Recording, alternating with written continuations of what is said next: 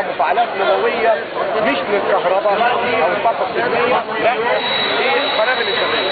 وهذا الادعاء دون اي دليل ولا دون اي حقيقه يضر مصر ضرر بالغ. اتهاماته كلها موثقه، وانا ما قدمتش الاتهامات دي الا في اللحظه اللي تمكنت فيها الى معرفه ان هذه الوثائق اقدر اقدمها للنيابه ان هي وثائق سريه، لكن سربت من قبل الوكاله او بعض الناس في الوكاله، زائد ان هو بنفسه اتكلم عنها في الكتاب اللي كتبه.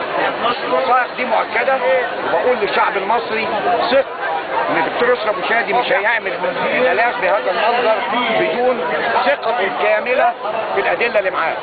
فبلاش الناس اللي بتهاجم والى يا ريت تستنوا شويه لحد ما النيابه تطلع.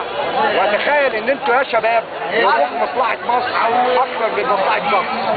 انتظروا قليلا وتشوفوا العداله او الحق هيقول ايه. طبعا الرساله اللي انا عايز اقولها ان التحرير لا يمثل مصر، وبقول ان في مجموعه معينه من التحرير اللي انا بسميها بيمارسوا اعمال البلطجه، وليس الجميع الناس اللي في التحرير، عشان بعض الناس فهموني غلط في المره اللي فاتت. انا بقول المجموعه اللي بتمارس البلطجه، اللي بتقفل مبنى المجمع، اللي بتوقف المترو، اللي عايزه تحرق الداخليه، اللي عايزه توقف قناه السويس والطرق والكباري، بقول احنا ضدهم. وانا جاي اضم صوت الاغلبيه اللي كانت صامته والنهارده بقت مش صامته، اقول لهم انتوا يا مجموعه قله في التحرير لا تمثلوا الشعب المصري. انتوا طالعين النهارده في مظاهرات انتفاضكم كلها الشعب يريد اسقاط المشير، اسقاط المجلس الاعلى للقوات المسلحه، طلبات الوزراء والحكومه والى اخره. انتوا مين؟ وانتوا مين؟ ولا عددكم ايه؟ ولا تمثلوا ايه من الشرعيه ولا الشعب المصري؟ يا ريت انتفاضكم تشيل كلمه الشعب، تقول البلطجيه عايزين، البلطجيه يريدوا، هو ده الكلام اللي يتقال.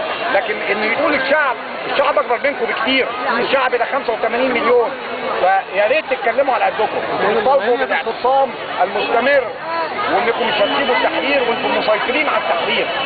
انا بطالب المجلس الاعلى للقوات المسلحه والقوات المسلحه انها تتدخل وتوقف اي سلطه فوق السلطه الشرعيه، والشعب هيكون معاهم. وبالتالي انا بنبههم كلها ايام قليله وينتهي ميدان التحرير. فيا ريت ينتهي على سلم بدل ما ينتهي على مشاكل.